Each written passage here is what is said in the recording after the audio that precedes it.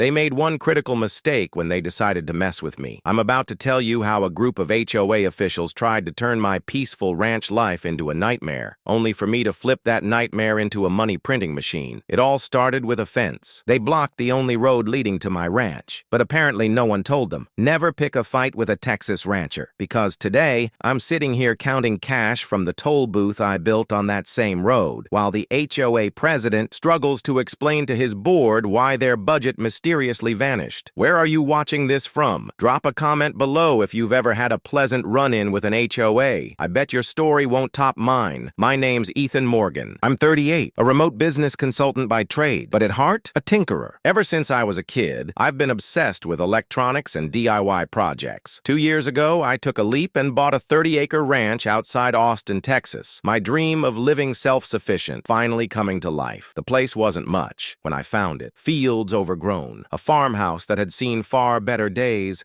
and a barn that looked ready to collapse if the wind blew too hard. But I didn't see problems. I saw potential. The soil was good, water rights secure, and it was just far enough from the city to give me peace, yet close enough to grab supplies when I needed them. Since middle school, I'd been pulling apart electronics and rebuilding them, sometimes better, sometimes ending in, let's call them, minor fires. My parents weren't thrilled, but I was hooked. Over the years, I taught myself programming and electrical systems, skills that came in handy when I started automating my ranch. My first big project, an automated irrigation system using soil sensors and weather data to water the crops. It saved water and gave me the best harvest I'd ever seen. Next, I built a solar-powered chicken coop with doors that opened at sunrise and shut at sunset. I even rigged a system that texted me whenever one of my goats was about to give birth by tracking their movement. This ranch wasn't just home. It was my sanctuary, my creative lab. I grew vegetables, raised chickens and goats, and every weekend, families would stop by to buy fresh produce. Sometimes I'd rent out part of the land for events or camping. It was simple, peaceful, and productive. The road to my property had existed for more than 50 years, cutting through land managed by the Golden Meadows HOA. Their neighborhood was about half a mile away. Neat houses, perfect lawns, matching mailboxes. And while I wasn't part of their association, I had a legally recorded easement from the previous owner guaranteeing my permanent right to use that road. Clear as day. For 2 years, everything ran smoothly. I got along with most neighbors, especially Frank and Eleanor Hamilton, an elderly couple next door. Frank was a retired engineer who loved helping me troubleshoot my gadgets,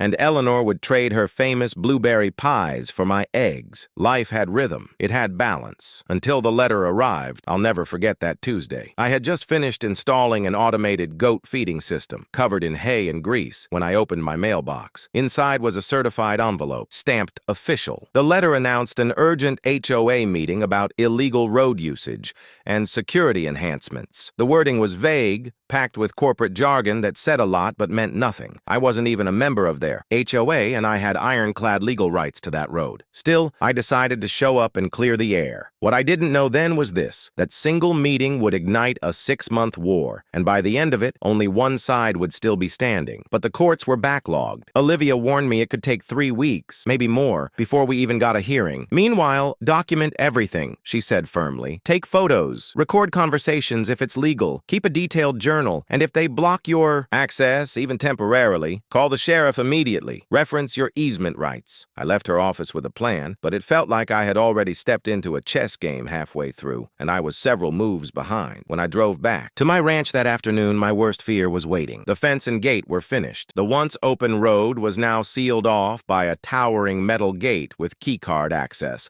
bristling with cameras and an intercom system. The fence stretched as far as I could see in either direction, a steel wall announcing Maxwell's obsession with controlling me, and there he was, standing smugly in front of it. Maxwell handed me a temporary 7-day access card. After that, he smirked, you'll need to pay the fee or find another way home. Then he leaned in, his voice low and taunting. I know you've been digging into the paperwork. Go ahead, file your injunction. By the time the courts even look at it, our development deal will be secured. And trust me, we'll have other ways to make your life incomplete. As I stared at his smile, something sparked inside me. If they wanted to turn my road into a toll gate, why couldn't I do the same? I didn't say a word. I just took the card, drove through, and once inside, parked my truck. Then I walked my property line carefully, studying where their new fence connected to my land. Something felt off. The fence seemed to curve unnaturally, like it wasn't where it should be. I dug out my original property survey, matching landmarks and measurements against the new construction. After an hour of pacing and checking, a suspicion formed. The HOA's fancy new gate might not even be on their land. For days, I buried myself in research. My kitchen table disappeared under stacks of land surveys,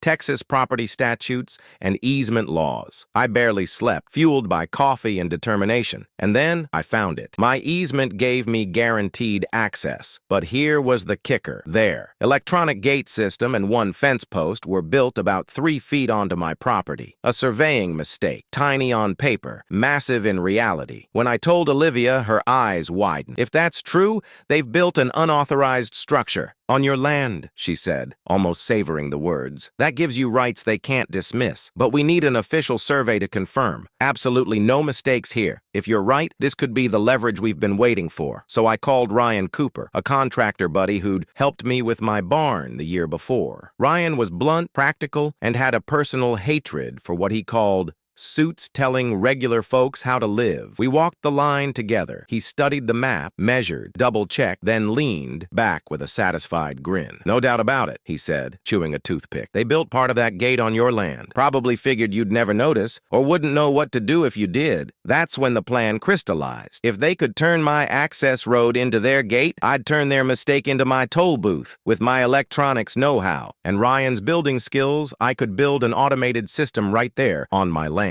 Ryan's advice was simple. Move fast. Once they see what you're doing, they'll try to shut it down. Better to ask forgiveness than permission. And just like that, the battle shifted. Ryan and I spent the entire weekend in motion, planning, sketching, gathering materials like we were preparing for battle. Hardware stores, electronic suppliers, lumber yards. We raided them all, loading. Trucks with everything we'd need. Maxwell thinks he's won, I told Ryan as we studied our blueprints late Friday night. But this weekend he'll learn the one rule he should have never forgot. Never underestimate a rancher with DIY skills and a score to settle. By Saturday evening, construction was underway. Ryan brought 2 of his most trusted crew. I called in a buddy who specialized in electrical work, and under the glare of floodlights, the sound of drills and hammers cut through the night. Cars slowed as neighbors passed by, confused but curious. Maxwell and Patricia didn't show. Maybe they thought their victory was already sealed. By dawn Sunday, our work stood proud, a professional-grade toll booth built just feet from their shiny new gate. Only this one was firmly on my land. The booth had it all. A small covered operator station,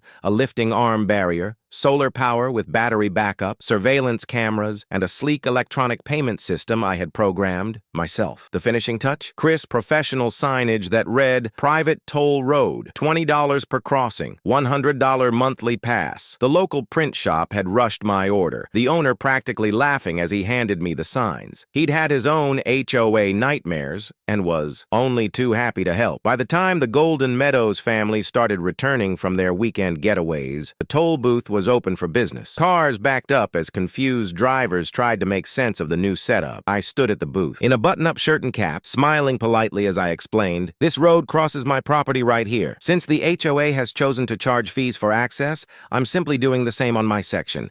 $20 per crossing or $100 for a monthly pass. Cash, card, or mobile pay, your choice. Some residents were outraged, others amused, but almost all of them paid. A few threatened to call the cops, but I simply pointed to the framed property survey posted beside me. By all means, I said calmly. I've already cleared this with law enforcement. This is my land, and I'm within my rights. By mid-afternoon, phones were out, pictures and videos flying across the neighborhood. I knew it was only a matter of time before the king and queen of Golden Meadows discovered their new reality. Sure enough, around 4 p.m., Patricia returned from grocery shopping and slammed her brakes at the sight, her face twisted in shock, then fury. What is the meaning of this? She shouted, her voice trembling with rage. "This is illegal! I'm calling Maxwell right now!" She refused to pay, abandoned her car on the roadside, and furiously dialed her husband. 30 minutes later, Maxwell arrived in a storm of dust and entitlement. He marched up, his expensive shoes sinking into the gravel, his face the color of a ripe tomato. "What the hell do you think you're doing?" he roared. "This is harassment. You can't block a public road." I stayed calm, which only made him angrier. "This isn't a public road, Mr. Bennett. You made that crystal clear when you built your gate, and according to this certified survey, this portion runs across my land. I'm simply exercising the same rights you claim for the HOA. Maxwell's hands shook as he pointed at me. "I'll call the police. You'll regret this." "Please do," I replied smoothly. "I've already spoken with an attorney. Everything here is legal. If you think otherwise, commission your own survey." Maxwell called the police with dramatic urgency, pacing and waving his arms as he described an illegal roadblock. Within 20 minutes, Officer Ramirez arrived, a steady, no-nonsense cop I'd met before. He listened to both sides, reviewed my easement papers and surveys, then turned to Maxwell. "Sir, this appears to be a civil matter, not criminal. According to these documents, this portion of the road is on Mr. Morgan's property. If you dispute it, you'll need to take it to civil court." Maxwell sputtered, desperate for some law, any law, to pin on me. Ramirez shook his head. "Without proof this is your property, there's nothing for me to enforce. Talk to your attorney." And just like that, Ramirez drove away, leaving Maxwell red-faced, powerless, and seething in front of half the neighborhood. But I knew this was only round one. Maxwell Bennett wasn't the type to surrender, and neither was I.